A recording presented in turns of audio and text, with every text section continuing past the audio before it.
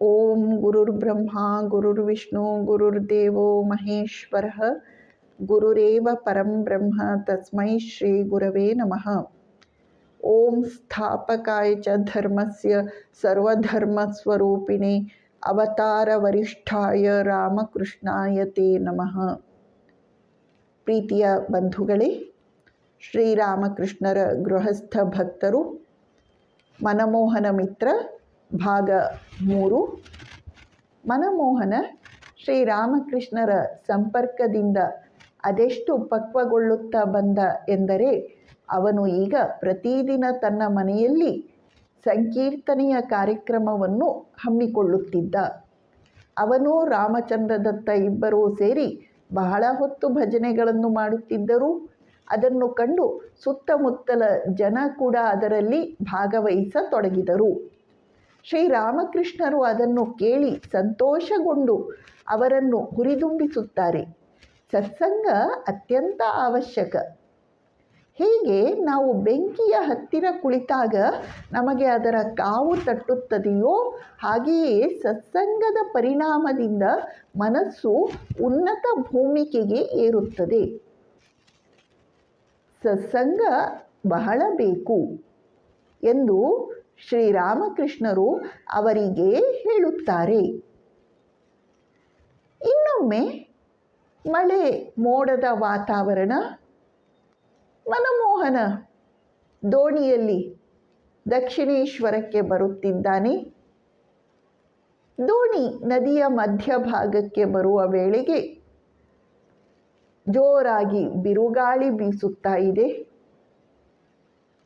ದೋಣಿಯಲ್ಲಿದ್ದ ಜನರೆಲ್ಲರೂ ದಯವಿಟ್ಟು ದೋಣಿಯನ್ನು ದಡಕ್ಕೆ ತಲುಪಿಸಿ ಎಂದು ಕೂಗುತ್ತಿದ್ದಾರೆ. ಇನ್ನು ಕೆಲವರು ಪ್ರಾಣ ಭಯದಿಂದ ಅಳುತ್ತಿದ್ದಾರೆ, ಕಿರುಚುತ್ತಿದ್ದಾರೆ. ಮನಮೋಹನ ಮಾತ್ರ ನಗುತ್ತಾ ಇದ್ದಾನೆ. ಆಗ ಅಲ್ಲಿದ್ದ ಒಬ್ಬ ವೃದ್ಧ, ಏನಯ್ಯ, ನೀನು ತೀರ್ಕೊಳ್ಳುವ ಸ್ಥಿತಿಯಲ್ಲಿ ಇದ್ದೀಯಾ, ನಗ್ತಾ ಇದ್ದೀಯಾ ಎಂದು ಆಕ್ಷೇಪಿಸಿದಾಗ ಮನಮೋಹನ, ಹೌದು, ನಾನು ತೀರಿಕೊಳ್ಳುತ್ತಿದ್ದೇನೆ ಎನ್ನುವ ಕಾರಣಕ್ಕಾಗಿಯೇ ನಗುತ್ತಿದ್ದೇನೆ. ನಾನು ಭವಸಾಗರದ ಆಚೆಯ ದಡವನ್ನು ತಲುಪಿಯಾಗಿದೆ. ನಾನು ತೀರಿಕೊಂಡು ಅವನನ್ನು, ಅಂದರೆ ಭಗವಂತನನ್ನು ಭೇಟಿಯಾಗುತ್ತೇನೆ. ಅದಕ್ಕಾಗಿ ನಗುತ್ತಿದ್ದೇನೆ. ಆ ಮುದುಕನಿಗೆ ಮನಮೋಹನ ಮಿತ್ರ ಹೇಳಿದ ಮಾತು ಎಷ್ಟು ಅರ್ಥವಾಯಿತೋ ಗೊತ್ತಿಲ್ಲ. ಅವನು ವ್ಯಂಗ್ಯವಾಗಿ ಮುಖವನ್ನು ಊದಿಸಿಕೊಳ್ತಾನೆ. ಕೊನೆಗೆ ಯಾವ ಅಪಾಯವೂ ಇಲ್ಲದೆ ಬಿರುಗಾಳಿ ಕಡಿಮೆಯಾಯಿತು. ದೋಣಿ ದಕ್ಷಿಣೇಶ್ವರವನ್ನು ತಲುಪಿತು. ಮನಮೋಹನ ಶ್ರೀರಾಮಕೃಷ್ಣರ ಬಳಿಗೆ ಹೋಗಿ ಅವರಿಗೆ ಬಾಗಿ ನಮಸ್ಕರಿಸುತ್ತಾನೆ. ಶ್ರೀರಾಮಕೃಷ್ಣರಿಗೆ ಅವನನ್ನು ನೋಡಿ ಆಶ್ಚರ್ಯ ಆಯಿತು. ಅವರು ಹೇಳುತ್ತಾರೆ, ಈ ಬಿರುಗಾಳಿಯ ನಡುವೆ ನೀನು ಬಂದು ಬಿಟ್ಟಿದ್ದೀಯಾ? ಅದರ ಅರ್ಥ ನೀನು ನನ್ನನ್ನು ಬಹಳವಾಗಿ ಪ್ರೀತಿಸುತ್ತೀಯೇ ಎಂದು ಹೇಳಿದಾಗ ಮನಮೋಹನ ತಮ್ಮನ್ನು ಅಲ್ಲದೆ ನಾನು ಇನ್ನು ಯಾರನ್ನು ತಾನೇ ಪ್ರೀತಿಸಲಿ ಎಂದು ಪ್ರಶ್ನಿಸುತ್ತಾನೆ. ಶ್ರೀರಾಮಕೃಷ್ಣರು, ಯಾಕೆ ನಾನು ನಿನಗೆ ಏನಾಗಬೇಕು ಎಂದು ಮರು ಪ್ರಶ್ನೆಯನ್ನು ಕೇಳುತ್ತಾರೆ. ಮನಮೋಹನ, ನೀವು ನನ್ನ ಭವಸಾಗರವನ್ನು ದಾಟಿಸುವ ಕರ್ಣಧಾರರು. ನೀವು ನನ್ನ ಆತ್ಮೀಯ ಬಂಧು ಪರಿವಾರ, ಭವಾರ್ಣವೇ ಕರ್ಣಧಾರ್ ಎಂದು ಹೇಳಿದಾಗ ಶ್ರೀರಾಮಕೃಷ್ಣರು ಅತ್ಯಂತ ಸಂಪ್ರೀತರಾಗುತ್ತಾರೆ. ಇನ್ನೊಮ್ಮೆ ಮನಮೋಹನ ನಡೆದುಕೊಂಡು ದಕ್ಷಿಣೇಶ್ವರಕ್ಕೆ ಬರುತ್ತಿದ್ದಾನೆ. ಮಾರ್ಗದಲ್ಲಿ ಯಾರೋ ಪರಮಹಂಸರನ್ನು ಟೀಕಿಸಿದರು. ಹಾಗೆ ನೋಡಿದರೆ ಮನಮೋಹನ ತುಂಬ ಶಾಂತ ಸ್ವಭಾವದ ವ್ಯಕ್ತಿ.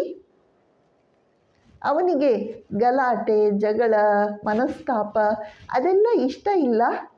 ಆದರೆ ಅವನಿಗೆ ಅನ್ಯಾಯವನ್ನು, ಅಪಮಾನವನ್ನು ಸಹಿಸಲಿಕ್ಕೆ ಸಾಧ್ಯವಿರಲಿಲ್ಲ. ಯಾವಾಗ ಆ ಜೊತೆಯಲ್ಲಿದ್ದ ಇನ್ನೊಬ್ಬ ವ್ಯಕ್ತಿ ಶ್ರೀರಾಮಕೃಷ್ಣರನ್ನು ಟೀಕೆ ಮಾಡಿದನೋ, ಮನಮೋಹನ ನೀನು ಇನ್ನೊಂದು ಮಾತನಾಡಿದರೆ ನಿನ್ನನ್ನು ನಾನು ನೆಲಕ್ಕೆ ಬೀಳಿಸಿ ಬಿಡ್ತೇನೆ ಎಂದು ಗದರಿಸಿ ಬಿಡ್ತಾನೆ. ಅವನು ಸುಮ್ಮನಾದ.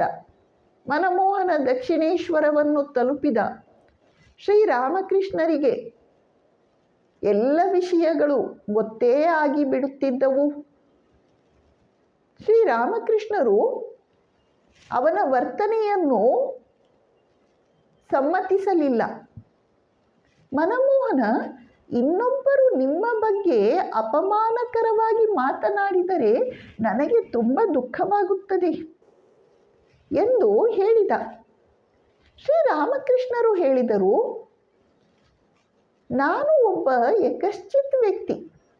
ಜಗತ್ತಿನ ಜನ ನನ್ನನ್ನು ಕೊಂಡಾಡಿದರೆಷ್ಟು, ಟೀಕೆ ಟಿಪ್ಪಣಿ ಮಾಡಿದರೆಷ್ಟು. ಶ್ರೀರಾಮಕೃಷ್ಣರು ಎಂಥ ವಿನಯ ಮೂರ್ತಿ ನೋಡಿ. ಅವರು ಒಬ್ಬ ಯಕಶ್ಚಿತ್ ವ್ಯಕ್ತಿ ಅಂತೆ. ಜಗತ್ತಿನ ಜನ ಅವರನ್ನು ಕೊಂಡಾಡಿದರೆಷ್ಟು, ಟೀಕೆ ಮಾಡಿದರೆಷ್ಟು ಎಂದು ಕೇಳುತ್ತಿದ್ದಾರೆ. ಜೊತೆಯಲ್ಲಿ ಹೇಳ್ತಾರೆ, ಯಾರು ನನ್ನನ್ನು ಹೊಗಳುತ್ತಾರೆಯೋ ಅವರಿಗೆ ನಾನು 10 ಕೊಪ್ಪರಿಗೆ ಚಿನ್ನದ ನಾಣ್ಯಗಳನ್ನು ಕೊಡುವ ಶಕ್ತಿ ನನಗೆ ಇಲ್ಲ. ಹಾಗೆಯೇ ಯಾರು ನನ್ನನ್ನು ಟೀಕೆ ಮಾಡುತ್ತಾರೆಯೋ ಅವರಿಗೆ ನಾನು 10 ವಧೆಗಳನ್ನು ಕೊಡುವ ಶಕ್ತಿಯೂ ನನಗಿಲ್ಲ. ನಾನು ಜಗನ್ಮಾತೆಯ ಮಗು, ಅವಳ ಇಚ್ಛೆಯಂತೆ ನಾನು ಇರುತ್ತೇನೆ ಎಂದು ಹೇಳಿಬಿಟ್ಟರು. ಮನಮೋಹನನಿಗೆ ದುಃಖವಾಯಿತು. ಅವನ ಮುಖ ಸಣ್ಣದಾಯಿತು. ಶ್ರೀರಾಮಕೃಷ್ಣರು, ನೀನು ಯಾಕೆ ದುಃಖಿಸುತ್ತೀಯ? ನಾನು ಏನು ನಿನ್ನನ್ನು ಬೈದಿದ್ದೇನೆಯೇ? ನೀನು ದುಃಖಿಸಿದರೆ ನನಗೂ ದುಃಖ ಆಗುತ್ತದೆ ಎಂದು ಹೇಳಿದರು. ಮನಮೋಹನ ತನ್ನ ತಪ್ಪನ್ನು ತಿದ್ದಿಕೊಳ್ಳುತ್ತಾನೆ.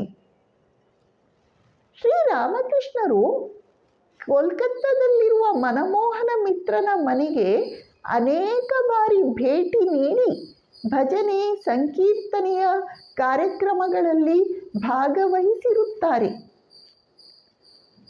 ಅಂತಹ ಹಲವು ಸಂದರ್ಭಗಳ ವಿವರಪೂರ್ಣ ವರದಿಯನ್ನು ನಾವು ಮಾಸ್ಟರ್ ಮಹಾಶಯನ ಶ್ರೀರಾಮಕೃಷ್ಣ ವಚನವೇದದಲ್ಲಿ ಗಮನಿಸಬಹುದು. ಅಂತಹ ಒಂದು ಸಂದರ್ಭದಲ್ಲಿ ಕೇಶವಚಂದ್ರಸೇನನೂ ಮನಮೋಹನನ ಮನೆಗೆ ಆಗಮಿಸಿ ಸಂಕೀರ್ತನೆಯ ಕಾರ್ಯಕ್ರಮದಲ್ಲಿ ಭಾಗವಹಿಸಿರುತ್ತಾನೆ. ಮನಮೋಹನ ಶ್ರೀರಾಮಕೃಷ್ಣರ ಸೇವೆಯನ್ನು, ಭಕ್ತವೃಂದದ ಸೇವೆಯನ್ನು ಮನದಣಿಯೇ ಮಾಡಿ ಆನಂದ ಪಡುತ್ತಾನೆ. ಒಮ್ಮೆ ಮನಮೋಹನ ಮಿತ್ರ ಮತ್ತು ಅವನ ಒಬ್ಬ ಮಿತ್ರ ಇಬ್ಬರೂ ಸೇರಿಕೊಂಡು ಕಲ್ಕತ್ತಾದಿಂದ ಉತ್ತರದಲ್ಲಿ ಸ್ವಲ್ಪ ದೂರದಲ್ಲಿ ಇರುವಂತಹ, ಗಂಗೆಯ ದಡದಲ್ಲಿಯೇ ಇರುವಂತಹ ಮಾಹೇಶ ಎಂಬ ಸ್ಥಳದಲ್ಲಿ ನಡೆಯುವ ಜಗನ್ನಾಥ ರಥಯಾತ್ರೆಗೆ ಹೊರಟಿದ್ದಾರೆ. ಅವರಿಗೆ ಶ್ರೀರಾಮಕೃಷ್ಣರನ್ನೂ ತಮ್ಮ ಜೊತೆಯಲ್ಲಿ ಕರೆದುಕೊಂಡು ಹೋಗಬೇಕು ಎಂಬ ಆಸೆ. ಶ್ರೀರಾಮಕೃಷ್ಣರು ಬರುವರೋ ಇಲ್ಲವೋ ಎಂಬ ಯೋಚನೆ ಬೇರೆ. ಅವರು ದೋಣಿಯಲ್ಲಿ ಹೋಗುತ್ತಿದ್ದಾರೆ. ದಕ್ಷಿಣೇಶ್ವರವನ್ನು ದಾಟಿಯೇ ಹೋಗಬೇಕು. ದೋಣಿ ದಕ್ಷಿಣೇಶ್ವರದಲ್ಲಿ ನಿಂತಿತು. ಶ್ರೀರಾಮಕೃಷ್ಣರು ಮನಮೋಹನನನ್ನು ನೋಡಿ, ನೀನು ಎಲ್ಲಿಗೆ ಹೊರಟಿದ್ದೀಯಾ ಎಂದು ಕೇಳಿದರು. ಮನಮೋಹನ, ನಾನು ಮಾಹೇಶದ ಜಗನ್ನಾಥ ರಥಯಾತ್ರೆಗೆ ಎಂದು ಹೇಳಿದಾಗ ಶ್ರೀರಾಮಕೃಷ್ಣರು ತಾವಾಗಿ ನಾನು ನಿಮ್ಮ ಜೊತೆಯಲ್ಲಿ ಬರುತ್ತೇನೆ ಎಂದು ಹೇಳಿದಾಗ ಅವರಿಗೆ ಆಶ್ಚರ್ಯವೂ ಆಯಿತು, ಆನಂದವೂ ಆಯಿತು. ಶ್ರೀರಾಮಕೃಷ್ಣರು ರಾಮಲಾಲನನ್ನು ಹೊರಡಿಸಿ ತಮ್ಮ ಜೊತೆಯಲ್ಲಿ ಕರೆದುಕೊಂಡು ದೋಣಿಯಲ್ಲಿ ಹೊರಡುತ್ತಾರೆ. ಮಾಹೇಶವನ್ನು ತಲುಪಿದರು. ಅಲ್ಲಿ ಜಗನ್ನಾಥ ಸ್ವಾಮಿಯ ರಥದಲ್ಲಿ ಆರೂಢವಾದ ಆ ದಿವ್ಯ ದರ್ಶನವನ್ನು ಪಡೆದು ಶ್ರೀರಾಮಕೃಷ್ಣರು ಭಾವ ಸಮಾಧಿಸ್ಥರಾಗಿ ಬಿಡ್ತಾರೆ. ಮನಮೋಹನ ತಾನು ಶ್ರೀರಾಮಕೃಷ್ಣರನ್ನು ಕರೆದುಕೊಂಡು ಬಂದದ್ದು ಸಾರ್ಥಕವಾಯಿತು ಎಂದು ಭಾವಿಸುತ್ತಾನೆ. ಮನಮೋಹನ, ರಾಮಲಾಲ ಮತ್ತಿತರರು ಶ್ರೀರಾಮಕೃಷ್ಣರನ್ನು ತುಂಬ ನಿಧಾನವಾಗಿ ಹಿಡಿದುಕೊಂಡು ಜನಜಂಗುಳಿಯಿಂದ ಹೊರಕ್ಕೆ ಕರೆದುಕೊಂಡು ಬರುತ್ತಾರೆ. ಅಲ್ಲಿಂದ ಮರಳಿ ಬರುವಾಗ ಮಾರ್ಗದಲ್ಲಿರುವ 12 ಶ್ರೀಕೃಷ್ಣ ದೇವಸ್ಥಾನಗಳಿಗೂ ಅನ್ನಪೂರ್ಣ ದೇವಸ್ಥಾನಕ್ಕೂ ಶ್ರೀರಾಮಕೃಷ್ಣರನ್ನು ಕರೆದುಕೊಂಡು ಹೋಗಿ ಬಳಿಕ ಮನಮೋಹನ ಶ್ರೀರಾಮಕೃಷ್ಣರನ್ನು ದಕ್ಷಿಣೇಶ್ವರದಲ್ಲಿ ಬಿಟ್ಟು ತಾನು ತನ್ನ ಮನೆಗೆ ತೆರಳುತ್ತಾನೆ. ಓಂ ಶಾಂತಿ ಶಾಂತಿ ಶಾಂತಿ. ಹರಿ ಓಂ ತತ್ಸತ್. ಶ್ರೀರಾಮಕೃಷ್ಣಾರ್ಪಣಮಸ್ತು.